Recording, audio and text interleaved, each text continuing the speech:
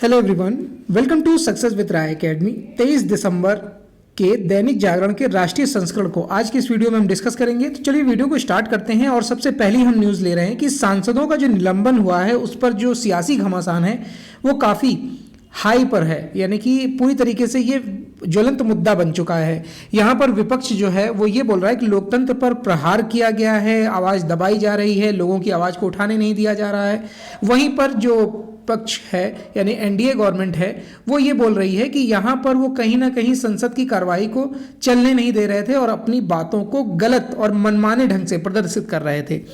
इस न्यूज़ में जिस तरीके से पिक में आपको दिखाया जा रहा है कि जो इंडिया गठबंधन है उसको किस तरीके से पेश किया जा रहा है कि हम सभी एक हैं और जो आने वाला 2024 का लोकसभा चुनाव है उन सब में हम सभी पार्टियां एक मत हैं। अब यहाँ पर इन सब ने मिलकर इंडिया को बनाया है, एक संगठन बनाया है जिसका फुल फॉर्म है Indian national development inclusive alliance. इसका फुल फॉर्म रखा गया है Indian national development inclusive alliance, जिसको इन्होंने इंडिया नाम दिया हुआ है।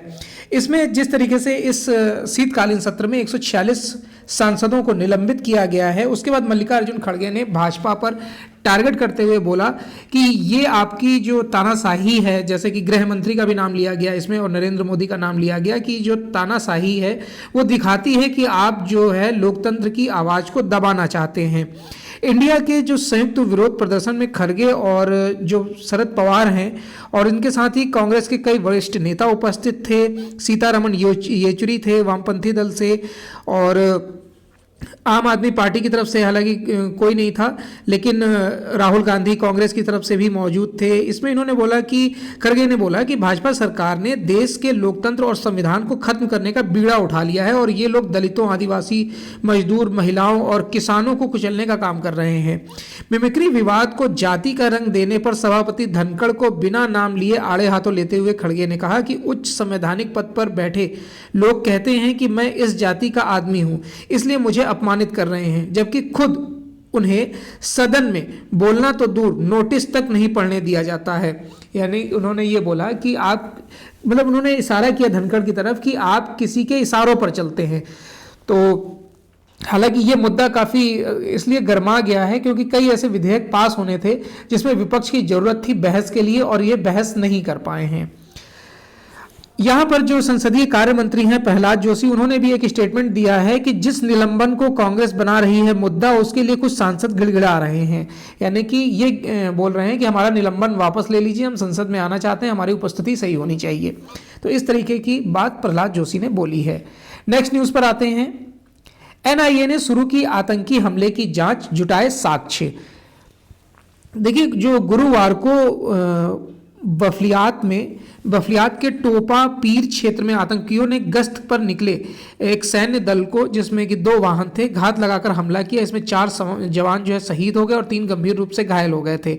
हमले के बाद आतंकी जो है वो डेरा की गली बफ्तियात मार्ग पर जो घना जंगल है 12 किलोमीटर का, उसमें भाग गए थे। और इसमें 2 जवानों के जो शव हैं वो छत विछत पाए गए हैं, यानी कि उनके साथ ऐसा लग रहा है जैसे खूब हाथापाई भी हुई है। इसमें शुक्रवार को पूरी टीम, सेना पूरी ताकत झोंक दी है वहाँ पर स्थानीय पुलिस ने, और भी जो एनआईए है उनको ढूंढने के लिए, और जाहिर सी बात है उनको ढूंढकर मारा जाएगा, उन्हें गिरफ्तार नहीं किया जाएगा और उन्हें मारा भी जाना चाहिए। नेक्स्ट न्यूज़ पर आते हैं कि ईडी ने केजरीवाल को तीसरी बार भेजा नोटिस। इससे पहले 18 दिसंबर को नोटिस भेजकर 21 दिसंबर को पेश होने के लिए ईडी ने बोला था। तब भी केजरीवाल ने यह जवाब दिया था कि जो ईडी का सम्मन है वो राजनीति से प्रेरित है और इसमें जो ईडी है वो किसी दबाव में कार्य कर रही है और मुझे इसका जवाब देने की आवश्यकता नहीं है। ऐसे बातें जो रिटर्न में अरविंद केजरीवाल ने वापस की थी, ईडी को जवाब भेजा था।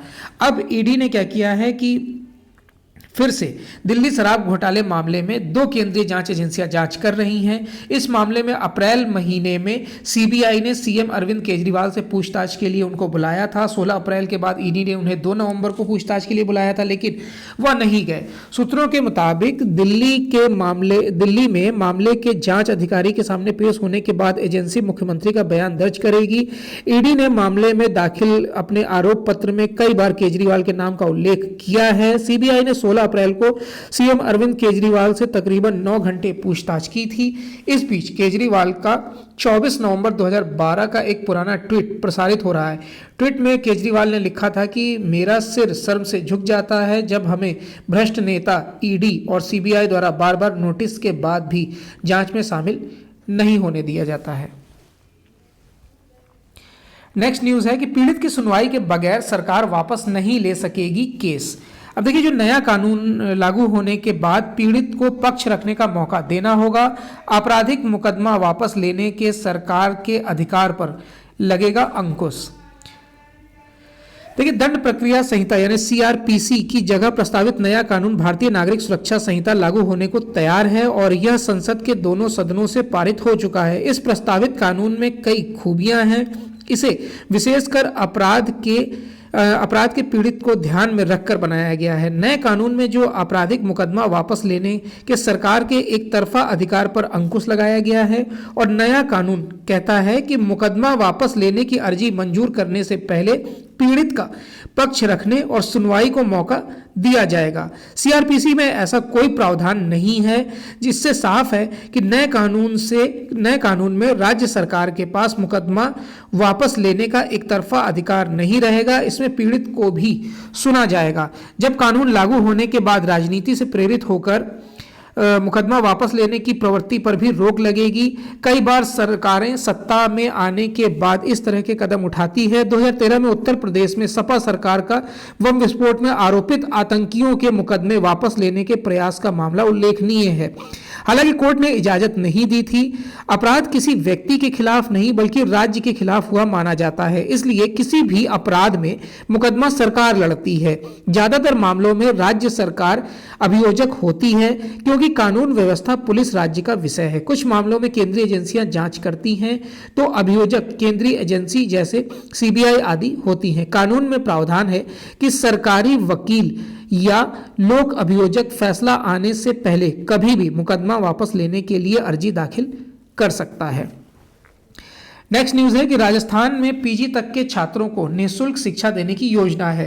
राजस्थान में सत्ता संभालने के बाद जिस तरीके से भाजपा गवर्नमेंट अब अपनी प्राथमिकताओं को पूरा करने में जुटी है, इसके तहत छात्रों को केजी कक्षा से लेकर स्नातकोत्तर यानी कि पोस्ट ग्रेजुएशन तक निःशुल्क शिक्षा उपलब्ध कराने के साथ ही 5 साल में 2.5 लाख युवाओं को नौकरी देने का फैसला हुआ है। सरकार गरीब परिवारों को 450 रुपए में गैस का सिलेंडर मुहैया कराएगी। इसके लिए सब्सिडी का पैसा सरकार स्वयं वहन करेगी। साथ ही पिछली कांग्रेस सरकार में हुए घोटालों की जांच के लिए एसआईटी टीम का भी गठन किया जा रहा है। नेक्स्ट न्यूज है राष्ट्रीय राजधानी से कि प्रदूषण गंभीर ग्रेड 3 की पाबंदियां फिर से लागू। देखिए, AQI यानी कि एयर क्वालिटी इंडेक्स जो है वो नई दिल्ली में फिर से 400 क्रॉस कर गया है, 416 तक चला गया है। और इसमें हुआ क्या है कि जो वायु है वो जो स्तर है वायु का वो इतना गंभीर श्रेणी में पहुंच चुका है कि सांस लेने में भी तकलीफ होगी। तो इसलिए वहां पर जो ग्रेप सिस्टम है उसको लागू कर दिया गया है, यानी कि ग्रेडेड रिस्पांस एक्शन प्लान, और इसका तीसरा चरण लागू किया गया है। 8 सूत्री प्रावधानों और प्रतिबंधों को दोबारा लागू कर दिया गया है। इस वजह से दिल्ली सहित पूरे एनसीआर में निर्माण कार्य, तोड़फोड़, स्टोर, क्रशर व हॉट मिक्स प्लांट के संचालन पर रोक लगा दी गई है। आयोग ने निर्माण कार्य पर लगाई गई रोक से बुनियादी सेवाओं और सुरक्षा से जुड़ी परियोजनाओं को छूट दी है। इसके अलावा plumber, electrician, carpenter, furniture, interior से संबंधित कार्य किए जा सकेंगे। आयोग ने गाजियाबाद, गौतम बुद्ध नगर, फरीदाबाद और गुरुग्राम में BS3 पेट्रोल व BS4 डीजल की कारों पर रोक लगाने का संबंधित राज्य सरकारों को निर्देश दिया था। वहीं दिल्ली सरकार के परिवहन विभाग ने इन वाहनों के परिचालन पर दिल्ली में रोक लगा दी है। आयोग ने कहा है कि यदि दिल्ली और NCR से संबंधित राज्य सरकार चाहें तो 5वीं कक्षा तक के स्कूलों को बंद कर ऑनलाइन एजुकेशन दे सकती हैं। अब यहाँ पर देखिए आंकड़े दिए गए हैं, जैसे कि दिल्ली में 409 है, मतलब 350 से और 400 के बीच सबसे गंभीर श्रेणी में माना जाता है इसे। ग्रेटर नोएडा में 386, गाजियाबाद में 376, नोएडा में 376, गुरुग्राम में 314 और फरीदाबाद में 282। तो आप समझ सकते हैं दिल्ली की स्थिति इस समय क्या होगी। नेक्स्ट न्यूज पर आते हैं। मैक्रोन होंगे गणतंत्र दिवस समारोह में मुख्य अतिथि। भारत ने फ्रांसीसी राष्ट्रपति को आमंत्रित किया है और G20 सम्मेलन में भाग लेने के लिए भारत आए थे इमैनुअल मैक्रोन। देखिए, फ्रांस के राष्ट्रपति इमैनुअल मैक्रोन को अगले साल 26 जनवरी गणतंत्र दिवस समारोह में मुख्य अतिथि के तौर पर आमंत्रित किया गया है। आमंत्रण स्वीकार भी कर लिया गया है फ्रांस द्वारा।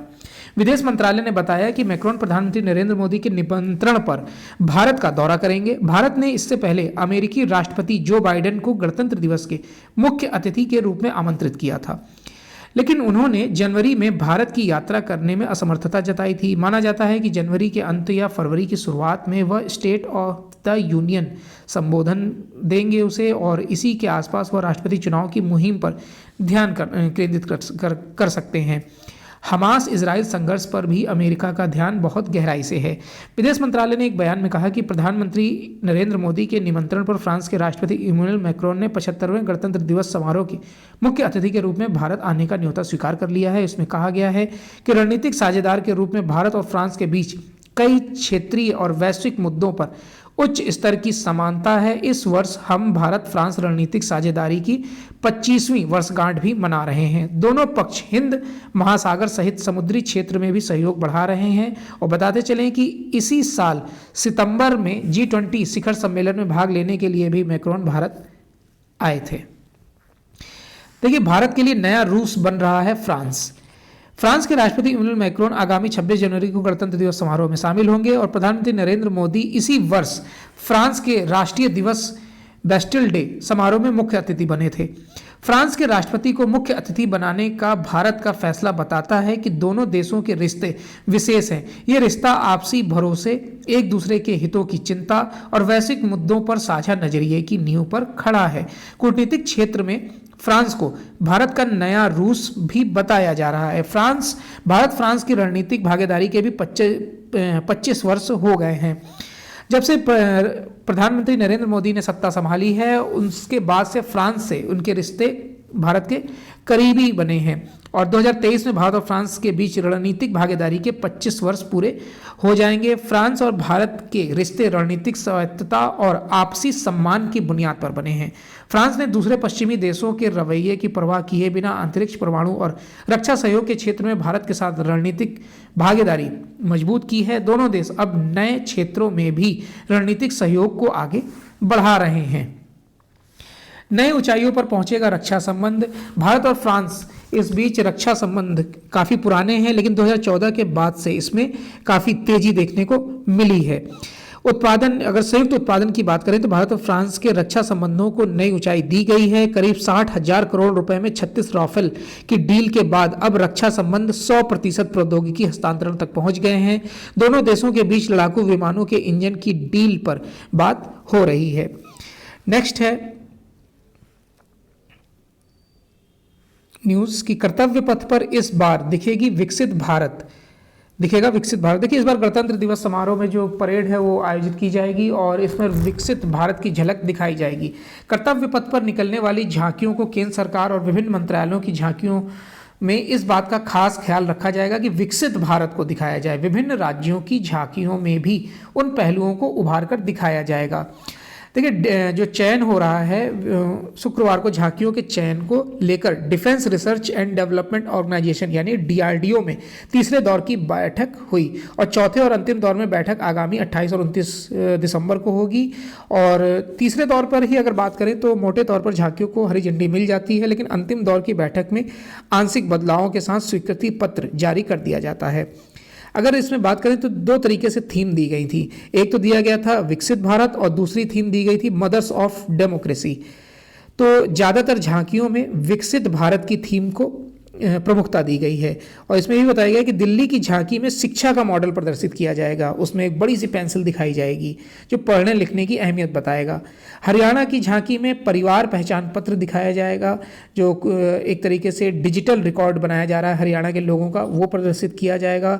इसके बाद उत्तर प्रदेश की झांकी में प्रभु श्री राम विराजमान होंगे। इसके अलावा ब्रह्मोस मिसाइल और नमो भारत ट्रेन भी प्रदर्शित की जाएगी।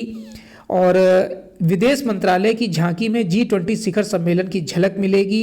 इसी तरह बिहार की झांकी में गंगा जल प्रदर्शित किया जाएगा और राष्ट्रीय राजमार्ग प्राधिकरण की झांकी में उन सुरंगों की झलक मिलेगी जो हाईवे पर जानवरों के गुजरने के लिए देश में अलग अलग हिस्सों में बनाई गई है। चलिए नेक्स्ट न्यूज़ पर आते हैं। दुनिया निर्णायक मोड़ पर, भारत के पक्ष में बह रही बदलाव की बयार। वायुसेना प्रमुख air chief marshal V R. Chaudhari ने शुक्रवार को कहा कि इस समय दुनिया एक निर्णायक दौर में है और बदलाव का रुख मजबूती के साथ भारत के पक्ष में है। एयर चीफ मार्शल ने कहा कि ग्लोबल साउथ में भारत का उभरना अंतर्राष्ट्रीय मामलों में एक महत्वपूर्ण बिंदु है। वायुसेना प्रमुख वैश्विक दक्षिण चुनौतियों और अवसर विषय पर एक संगोष्ठी को संबोधित किया गया। ग्लोबल साउथ या वैश्विक दक्षिण से तात्पर्य उन देशों से है जिन्हें अक्सर विकासशील या फिर कम विकसित अथवा अविकसित के रूप में जाना जाता है और ये मुख्य रूप से अफ्रीकी, एशिया और लैटिन अमेरिका में स्थित है। वायुसेना प्रमुख ने कहा कि समृद्ध ऐतिहासिक परिदृश्य के साथ देश के औपनिवेशिक छाया से निकलने और एक प्रमुख वैश्विक केंद्रीय बिंदु के रूप में उभरने की कई चुनौतियां और अवसर सामने आए हैं। उन्होंने कहा कि परस्पर संबद्धता से आकार लेने वाले भविष्य की ओर आगे बढ़ाने के लिए जटिल गतिशीलता को समझना महत्वपूर्ण है। नेक्स्ट न्यूज पर आते हैं। भारत बांग्लादेश आईबीपी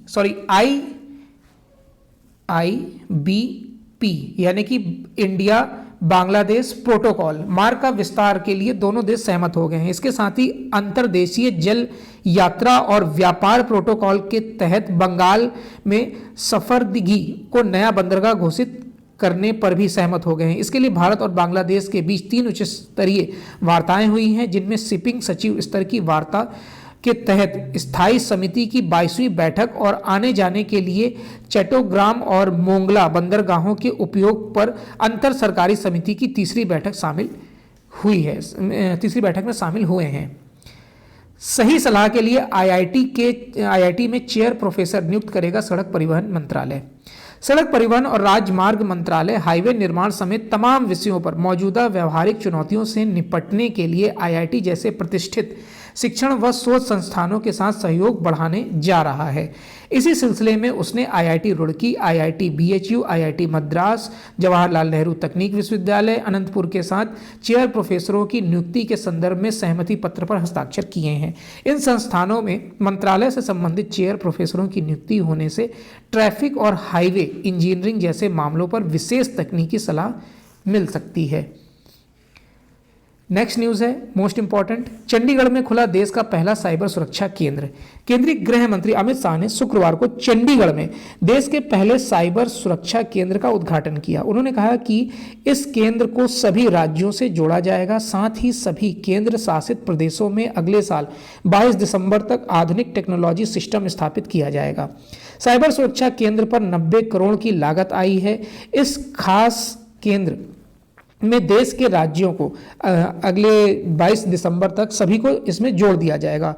और इस अवसर पर केंद्रीय गृह मंत्री के साथ ही आपराधिक न्याय प्रणाली में परिवर्तन के लिए संसद के शीतकालीन सत्र में जिन 3 विधेयकों को पारित किया गया, उनमें आम लोगों के लिए त्वरित न्याय का रास्ता साफ होगा, साथ ही आपराधिक मामलों को बेहतर तरीके से सुलझाने में मदद मिलेगी। शाह ने कहा कि भारतीय न्याय संहिता, भारतीय नागरिक सुरक्षा संहिता और भारतीय साक्ष्य अधिनियम जैसे महत्वपूर्ण विधेयकों को लेकर विपक्ष ने सकारात्मक भूमिका भी निभाई है। तीनों विधेयक जो हैं अमल में लाने से पहले सभी वर्गों से चर्चा कर सहमति ली गई है। इनमें छात्रों से लेकर कानूनी विशेषज्ञ, प्रकाशक व कर्मचारी तक शामिल हैं।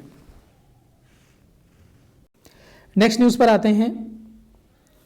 चालू वित्त वर्ष में बढ़ेगी आभूषणों की खपत। यह है बिजनेस पेज की न्यूज कि मूल्य के संदर्भ में चालू वित्त वर्ष में आभूषणों की जो खपत है वो 10 से 12% बढ़ने की उम्मीद है। इसका मुख्य कारण सोने की कीमतों में वृद्धि होना है। रेटिंग एजेंसी इनक्रा ने वित्त वर्ष 2023-24 में साल दर साल घरेलू आभूषण की जो खपत बढ़ती जा रही है उस पर पूर्वानुमान को 8 से 10% से बढ़ाकर 10 से 12% कर दिया है।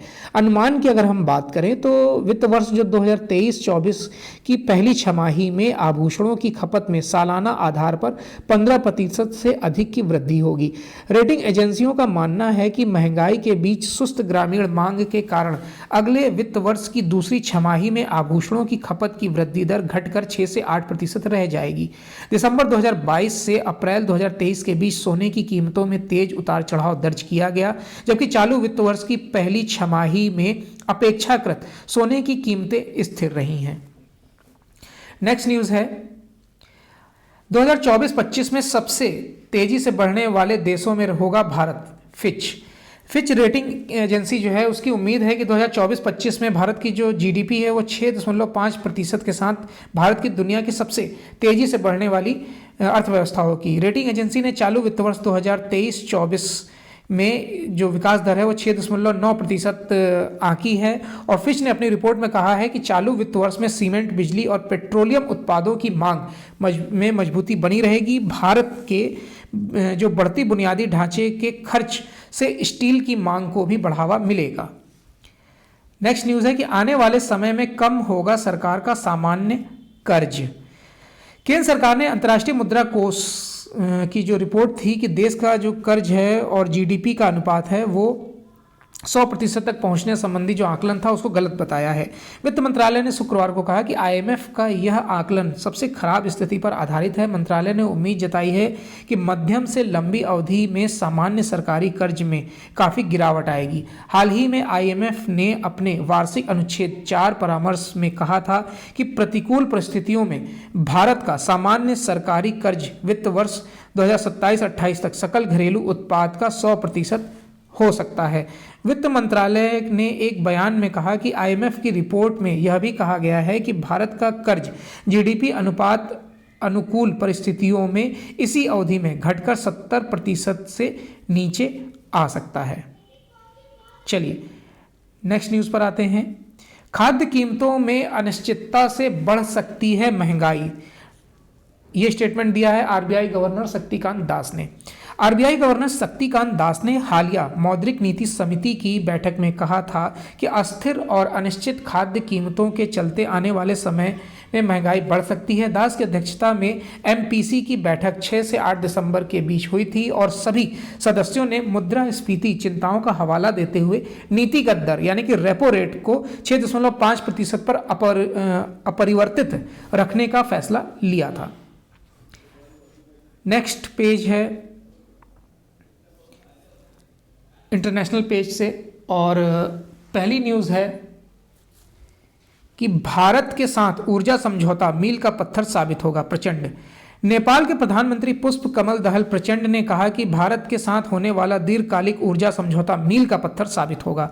भारत के विदेश मंत्री एस जयशंकर की नेपाल यात्रा के दौरान इस समझौते पर हस्ताक्षर होने की उम्मीद है। इसी वर्ष मई जून में प्रचंड की भारत यात्रा के दौरान दोनों देश एक दीर्घकालिक ऊर्जा समझौते पर हस्ताक्षर करने पर सहमत हुए थे, जिसके तहत भारत 10 वर्षों में नेपाल से 10,000 मेगावाट बिजली का आयात करेगा। हालांकि उस समय समझौते पर हस्ताक्षर नहीं हो सके थे। प्रचंड ने शुक्रवार को देश के सबसे बड़े बिजली सब स्टेशन का उद्घाटन के मौके पर कहा कि जल्द ही हम भारत के साथ दीर्घकालिक ऊर्जा समझौते पर हस्ताक्षर करने जा रहे हैं। चलिए नेक्स्ट न्यूज़ पर आते हैं। इस न्यूज़ को हम कल डिस्कस कर चुके हैं, बाकी इसमें कुछ नहीं है। और नौसेना प्रमुख ने किया थाईलैंड में आईएनएस कदमत का दौरा। देखिए, भारतीय नौसेना प्रमुख आर हरिकुमार ने शुक्रवार को थाईलैंड में तैनात आईएनएस कदमत का दौरा किया। उन्होंने युद्धपोत चालक दल से भी बातचीत की और नौसेना प्रमुख बैठक में 19 से 22 दिसंबर तक आयोजित हिंद महासागर नौसेना संगोष्ठी कॉन्क्लेव ऑफ चॉपस 2023 के 8वें संस्करण में 3 सदस्यीय प्रतिनिधिमंडल का नेतृत्व कर रहे थे। रक्षा मंत्रालय ने बताया कि उत्तरी प्रशांत महासागर और चीनी सागर में भारत थाईलैंड के बीच समुद्री सहयोग और दोनों देशों की नौसेनाओं के बीच जो सामंजस्य है उसको बढ़ाने के उद्देश्य से युद्धपोत आईएनएस कदमत मंगलवार को बैंकॉक बंदरगाह पर पहुंचा था। चलिए, तो ये आज का 23 दिसंबर 2023 का दैनिक जागरण का राष्ट्रीय संस्करण था। आई होप आपको वीडियो अच्छा लगा होगा। अगर वीडियो अच्छा लगा हो तो लाइक और शेयर कर दीजिएगा। वीडियो देखने के लिए धन्यवाद।